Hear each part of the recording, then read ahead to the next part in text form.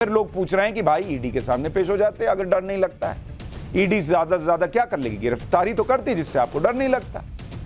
लेकिन आज ईडी के पास जाने की बजाय चले गए प्रचार में। आज केजरीवाल ने यह जता दिया कि वो आसानी से गिरफ्तार होने वाले नहीं हैं। ऐसा लग रहा है कि वो अपनी गिरफ्तारी में भी सियासी नफा नुकसान तलाश रहे हैं। जबकि आप देखिए कि दिल्ली में सुबह से तैयारी चल रही थी कि अरविंद केजरीवाल ईडी दफ्तर आने वाले हैं, तो ईडी दफ्तर की तरफ जाने वाले रास्तों पर बैरिकेडिंग कर दी गई थी। केजरीवाल के आवास पर सुरक्षा बढ़ा दी गई थी, क्योंकि खबरें आ रही थी कि दिल्ली के सारे मंत्री अरविंद केजरीवाल के घर जाएंगे, वहां से वो मुख्यमंत्री के साथ ईडी दफ्तर जाएंगे। दिल्ली के राजघाट पर सुरक्षा बढ़ाई गई थी, क्योंकि यह अंदेशा था कि केजरीवाल हर बार की तरह ईडी के सामने पेश होने से पहले राजघाट तो जाएंगे ही गांधी जी के पास।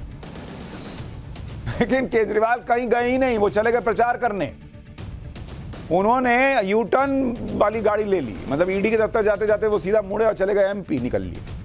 लेकिन केजरीवाल ने बड़ी होशियारी से पूरा खेल बदला, किसी को भनक नहीं लगने दी। जब से उन्हें ईडी का सम्मन आया तब से वो बिल्कुल चुप थे। उनके लोग गिरफ्तारी का माहौल बना रहे थे। आप देखिए ना भाई, अगर उनको चिट्ठी लिखनी थी, वो चिट्ठी में बताऊंगा आगे क्या है और किस एक्ट से केजरीवाल घबराए। लेकिन अगर मैं आपको यह बताऊं कि समन आया था केजरीवाल के पास 30 अक्टूबर को, 30 अक्टूबर को, और 31 अक्टूबर, 31 अक्टूबर प्लस 1 नवंबर, ये 2 दिन जो है इनकी पार्टी के लोग क्या कहते रहे कि भाई ये जो है गिरफ्तार हो जाएंगे, गिरफ्तार हो जाएंगे। गिरफ्तारी का माहौल बनाते रहे कि भाई ये अरविंद केजरीवाल को अरेस्ट करना चाहते हैं। 2 दिन अरविंद केजरीवाल एकदम चुप, सन्नाटे में, कुछ नहीं बोले। एक दिन पहले आए भी तो वो एमसीडी वाला बोल के चले गए। और 2 तारीख को, 2 नवंबर को जब पेश होना था तो एमपी चले गए ही नहीं ईडी के पास। तो बॉस, जब अगर आपको नहीं जाना था, 30 तारीख को आपको चिट्ठी आई थी, उसी दिन बता देते कि हम नहीं जाएंगे। चिट्ठी में जो आपको कमियां लगी वो आप उसी दिन बता देते। लेकिन केजरीवाल जानते थे कि अगर पहले बता दूंगा तो ईडी दूसरा सम्मन भेज सकती है, इसलिए लास्ट मोमेंट पर उन्होंने अपनी चिट्ठी भेजी। अब ईडी के समन को टालना या ईडी के बुलाने पर नहीं जाना कोई मामूली बात नहीं। ऐसा नहीं कि ईडी बुलाए तो आप कह दें कि मुझे तो प्रचार में जाना है, तुम बाद में आना। ऐसा नहीं होता है। केजरीवाल ने यह सब बड़ी प्लानिंग के साथ किया है। उन्होंने आज सुबह ही ईडी को एक चिट्ठी भेजी और यह बताया कि वो ईडी के सामने पेश क्यों नहीं होंगे। अब ऐसा तो होगा नहीं कि अरविंद केजरीवाल ने आज सुबह ही उठते ये तय किया होगा कि बॉस आज मुझे ईडी के पास नहीं जाना, चलो एक चिट्ठी भेज देंगे। ऐसा तो नहीं कि सुबह उठ के छापे होंगे चिट्ठी।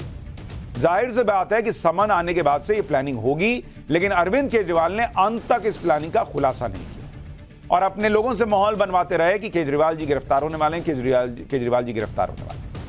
अरविंद केजरीवाल ने ईडी के असिस्टेंट डायरेक्टर को भेजे अपने लेटर में पहले तो ईडी से 3 सवाल पूछे। पहला सवाल पूछा कि ईडी के समन में यह साफ नहीं कि उन्हें किस भूमिका में बुलाया जा रहा है, गवाह के तौर पर या संदिग्ध के तौर पर। दूसरा सवाल पूछा ईडी से कि समन में यह साफ नहीं है कि उन्हें क्यों बुलाया जा रहा है, बुलाने की वजह नहीं बताई गई। तीसरा सवाल पूछा कि समन में यह साफ नहीं है कि केजरीवाल को किस हैसियत से बुलाया जा रहा है, एक आम आदमी के तौर पे बुलाए हैं, एक मुख्यमंत्री के तौर पे बुलाए हैं, या आम आदमी पार्टी के राष्ट्रीय संयोजक के तौर पर बुलाए। तो भाई ये 3 सवाल थे। तो 30 अक्टूबर को चिट्ठी आई थी, 31 अक्टूबर को भेज के चिट्ठी पूछ लेते। नहीं, 2 नवंबर तक इंतजार किए, उसके बाद लास्ट मोमेंट पे ये चिट्ठी भेजे और चले गए मध्य प्रदेश। इसके बाद अरविंद केजरीवाल ने अपने लेटर में ईडी पर सवाल उठाए और आगे लिखा कि ऐसा लग रहा है कि यह समन किसी बाहरी व्यक्ति के कहने या उसके दबाव में भेजा गया है। जिस दिन यह समन आया उस दिन दोपहर में बीजेपी नेता यह कहने लगे कि अरविंद केजरीवाल को ईडी समन करेगी और गिरफ्तार कर लेगी, और उसी शाम को ईडी का समन आ गया। इससे यह साफ है कि यह समन कुछ बीजेपी नेताओं को लीक किया गया ताकि अरविंद केजरीवाल की इमेज को खराब किया जा सके। यह समन केंद्र सरकार के कहने पर भेजा गया है, क्योंकि बीजेपी सांसद मनोज तिवारी ने 30 अक्टूबर की दोपहर को ही मीडिया में बयान दिया था कि मैं गिरफ्तार होने वाला। यानी इस चिट्ठी में ईडी पर भी इन्होंने सवाल उठा दिया, अपनी पॉलिटिक्स ले आए। अब अरविंद केजरीवाल का यह तर्क किसी के गले नहीं उतरा, क्योंकि बीजेपी नेता तो शुरू से कह रहे हैं, आज से कह रहे हैं। वो तो जब से शराब घोटाले की बातें हुई है तब से कह रहे हैं केजरीवाल अरेस्ट होंगे, केजरीवाल अरेस्ट होंगे। तो इसका मतलब क्या अभी समन आने के कितने 6 महीने 8 महीने पहले से उन लोगों को लीक हो गया है। और दूसरी बात कि आम आदमी पार्टी के नेता भी कह रहे हैं कि अरविंद केजरीवाल गिरफ्तार होने वाले हैं, तो क्या ईडी ने उन्हें भी अपना प्लान लीक कर दिया है? और केजरीवाल को उस घोटाले में समन भेजा गया है जो उनकी सरकार में हुआ है, जिसमें उनके बेहद करीबी मनीष सिसोदिया जेल में है, उनके एक करीबी सांसद संजय सिंह जेल में है, तो ऐसा तो है नहीं कि ईडी ने किसी ऐसे केस में उन्हें समन भेज दिया जिसमें उनका कोई दूर दूर तक नाता नहीं है। भाई एक ऐसी पार्टी जहां आपकी मर्जी के बिना पत्ता नहीं हिलता, अगर वहां घोटाला होने का आरोप लग रहा तो आपसे नहीं पूछा जाएगा। मतलब ये मान लिया जाए कि मनीष सिसोदिया, संजय सिंह, सत्येंद्र जैन तो खैर चलिए अलग केस है, लेकिन बाकी लोग जो है वो सब बैठ के अपनी मर्जी से सब कर लिए, इनको कुछ नहीं पता था, तो आपसे पूछा ना जाएगा। और आप भी तो कई बार कह दिए हवा में पिछले साल कि मनीष सिसोदिया को आज अरेस्ट करेंगे, कल अरेस्ट करेंगे, मेरे सूत्र कह रहे हैं तब अरेस्ट करेंगे, अब अरेस्ट करेंगे। तो आपको क्या लीक किया गया था मामला? भाई ईडी की चार्जशीट में यह बात लिखी है कि घोटाले के आरोपी ने अरविंद केजरीवाल का नाम लिया है। एक जगह नहीं, 2-3 जगह अरविंद केजरीवाल का नाम है। शराब घोटाले के आरोपी समीर महेंद्रू ने ईडी को बताया था कि अरविंद केजरीवाल ने उनसे वीडियो कॉल पर बात की थी, कहा था कि विजय नायर के साथ काम करो, मेरे भरोसेमंद आदमी है। इसलिए ईडी ने अरविंद केजरीवाल को कोई हवा में समन नहीं भेजा है। अब वो आखिरी कड़ियां जोड़ रही है ईडी, तो आखिरी कड़ी जाकर अगर अरविंद केजरीवाल से जुड़ती है तो अरविंद केजरीवाल को ना बुलाया जाए। ईडी के सवाल करने के बाद, ईडी की मंशा पर सवाल उठाने के बाद अरविंद केजरीवाल ने यह भी बताया कि वो कितने बिजी हैं और उनके पास टाइम नहीं है। जो केजरीवाल सीबीआई के पूछताछ के समय कहते थे कि 100 बार बुलाइए, मैं 100 बार आऊंगा, अब उनके पास टाइम नहीं है। अरविंद केजरीवाल ने अपने ईडी को भेजे लेटर में लिखा कि वो दिल्ली के मुख्यमंत्री हैं, आम आदमी पार्टी के संयोजक हैं और 5 राज्यों में विधानसभा चुनाव है और आपके संयोजक और स्टार प्रचारक होने की वजह से उन्हें चुनाव प्रचार के लिए कई जगह यात्रा करनी होती है। अरविंद केजरीवाल ने यह भी लिख दिया कि वो दिल्ली के मुख्यमंत्री हैं, दिल्ली का कामकाज संभाल रहे हैं, कामकाज संभालने के लिए उनकी मौजूदगी जरूरी होती है और साथ ही दिवाली भी आ रही है, इसलिए इन सब बातों को ध्यान में रखते हुए कृपया ईडी अपना समन ही वापस ले ले क्योंकि यह समन बेवजह है और किसी के कहने पर भेजा गया और मुझे यह बताया गया कि एक समन कानूनी तौर पर सही नहीं है। जो आदमी पॉलिटिक्स में आए देश से भ्रष्टाचार खत्म करने के नाम पर, वो भ्रष्टाचार के आरोप में 4 सवाल पूछे जाने के लिए उनके पास समय नहीं है। विडंबना देख रहे हैं। लेकिन ईडी के सामने पेश ना होने के पीछे केजरीवाल ने जो लॉजिक दिए हैं वो किसी के भी समझ से परे, क्योंकि ऐसा नहीं होता कि जांच एजेंसी बुलाए, कोई ये कह दे कि बॉस मेरे पास तो टाइम नहीं, कल आना, इसलिए वो जांच एजेंसी के सामने पेश नहीं हो। ये तो खुद को आम आदमी का सीएम कहते हैं, आम आदमी को तो कांस्टेबल भी बुला लेता है, तो वो कानून का पालन करते हुए थाने पहुंच जाता है। आम आदमी तो नहीं कहता कि बॉस मेरे पास टाइम नहीं है भैया, एसएचओ भैया मैं नहीं आऊंगा, तुम कल आना।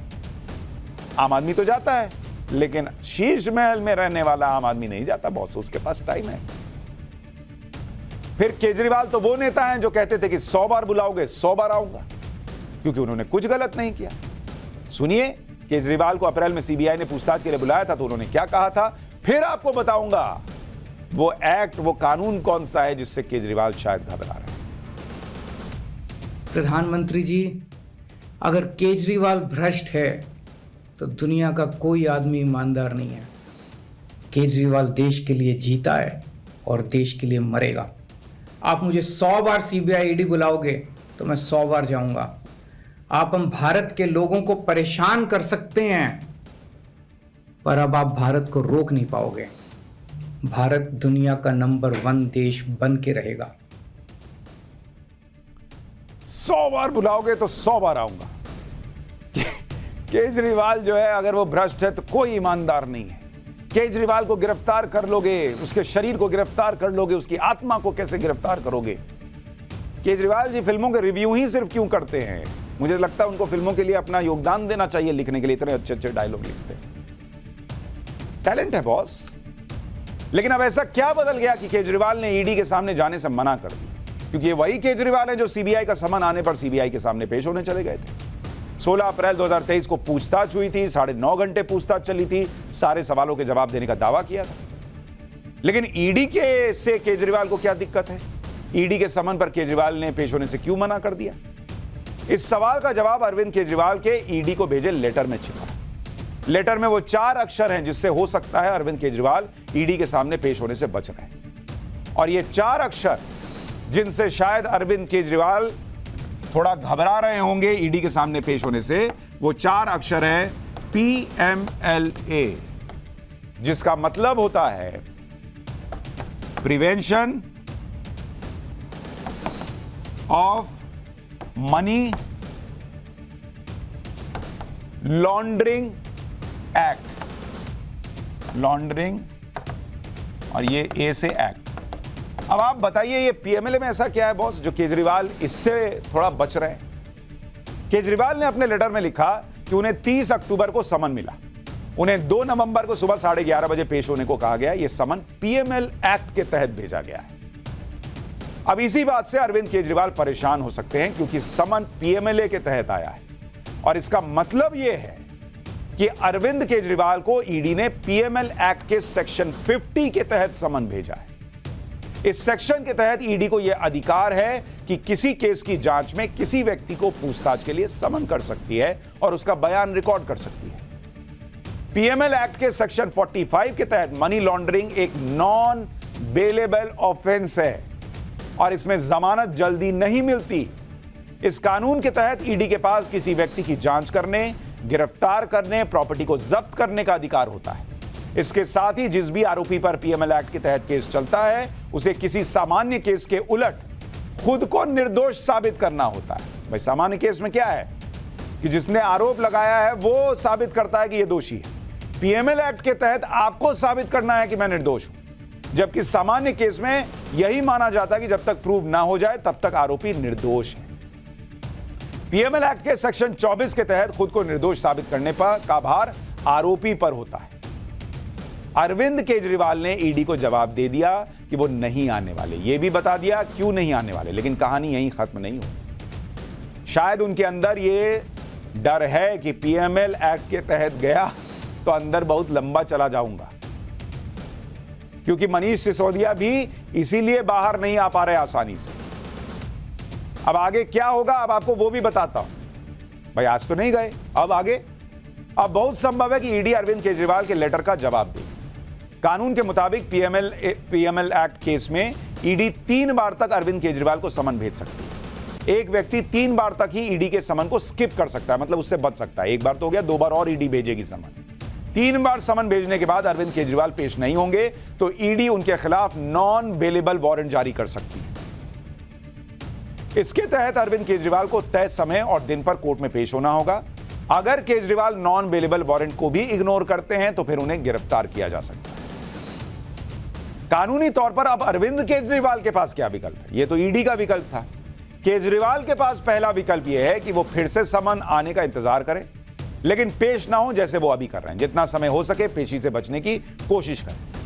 दूसरा विकल्प यह है कि गिरफ्तारी से बचने के लिए पहले से अग्रिम जमानत के लिए अप्लाई कर सकते हैं। इसके लिए वो लंबी गिरफ्तारी से बच सकने का प्रयास कर सकते हैं।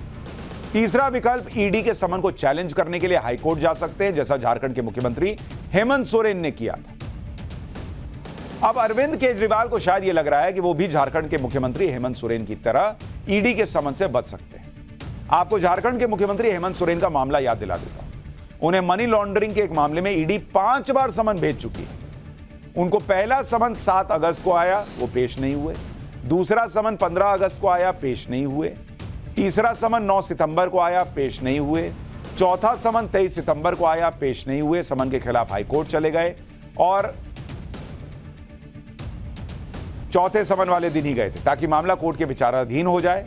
और फिर 5वां समन 4 अक्टूबर को आया, उस दिन भी वो पेश नहीं हुए। 13 अक्टूबर 2023 हाईकोर्ट ने सोरेन की याचिका खारिज कर दी। गौर करने वाली बात ईडी ने इसमें की यह है कि इस केस में अभी तक नॉन बेलेबल वारंट जारी नहीं हुआ है, तो केजरीवाल भी हेमंत सोरेन वाला फॉर्मूला आजमाने के प्लान में हो सकते हैं। लेकिन केजरीवाल का मामला इसलिए अलग दिख रहा है क्योंकि इस केस में केजरीवाल के 2 बेहद करीबी लोग मनीष सिसोदिया और संजय सिंह ऑलरेडी जेल में, और कई जगह पर केजरीवाल का जिक्र हुआ है। कुछ लोगों ने केजरीवाल का नाम का जिक्र किया। इसलिए अगर केजरीवाल माफ कीजिएगा अदालत जाएंगे भी तो हो सकता है उनको उल्टा पड़ जाए, अदालत कह दे कि नहीं आपको इसमें मदद करनी चाहिए। इसलिए संभव है जो हमने आपको शुरू में बताया था कि अरविंद केजरीवाल समन्स को स्किप करें और फिर हो सकता है कि जब उनकी गिरफ्तारी हो, भाई एक तो होगा ईडी के पास पूछताछ के लिए गए वहीं से अरेस्ट हो गए, एक है कि भाई आए ईडी नॉन बेलेबल वारंट लेके और अरेस्ट करे और उसमें पूरा पॉलिटिकल माहौल बन जाए कि कैसे केजरीवाल जो है वो भीड़ के बीच से हाथ हिलाते जा रहे हैं, तो वो एक सेंटिमेंट पैदा करने का वो प्रयास कर सकते हैं।